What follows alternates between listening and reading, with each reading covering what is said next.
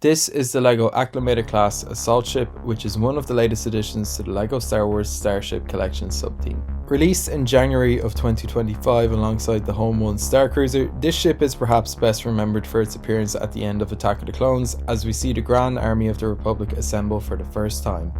Coming in at €50 for 450 pieces, this is actually the lowest priced member of the Starship collection so far, but we'll touch on that again later. Being completely honest, my initial impressions of this set weren't all that positive from the photos and videos I had seen of it, but I am happy to report that my thoughts on this set have changed since getting the opportunity to build it myself. Just before we start talking about the build, the instructions deserve a quick shout out for continuing the trend of the Starship collection sets getting a premium UCS style instruction manual. Please keep this feature going forward, LEGO. Okay, let's talk about the build itself. While not overly complex, I did actually really enjoy it, with some clever parts usage being incorporated throughout. In particular, I really liked the usage of the roller skate pieces for the engines, and I think the main bridge was encapsulated perfectly using this translucent piece. I feel as though the red middle section of the ship is also achieved using some nice building techniques.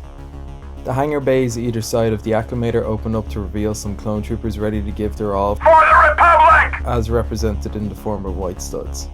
The build for the interior structure of the set managed to incorporate a nice mixture of colour throughout, without being to the detriment of the overall displayability of the set, with any colours bleeding through to the final build. This is something which I personally love to see included within Star Wars sets for two reasons. One, I think the variety of colours helps to keep the build process more engaging and interesting, and two, so many of the vehicles we see within the LEGO Star Wars line tend to be, well, grey. So managing to include some colour amongst the grey is always an appreciated inclusion for me. There are no stickers in the set, with the Acclamator's markings being achieved through the use of printed pieces, which all look great in my opinion and are a welcome feature of this set. The finished build is of what I feel is a pretty much perfect size, and it also has some decent weight to it, which makes for a sturdy swooshing experience, despite the set being primarily made for display, so that's an unexpected bonus in my books.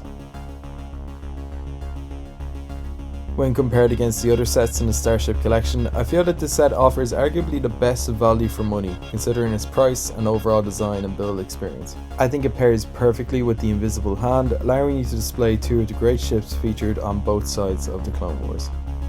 So, am I glad that I bought this set? Yes, I most certainly am. While I think in an ideal world that this set would be €5 cheaper, I don't think that this is a bad deal at all here. I think that this is actually a great alternative to the UCS Venator if you want something to represent your love of the Clone Wars Navy but don't have the money or space to display the Venator. All in all, I would recommend this set to anyone interested in picking up a fine display piece to add to their LEGO Star Wars collection.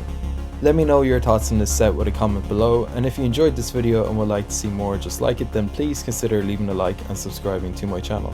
With all of that being said, I hope that you have a great day.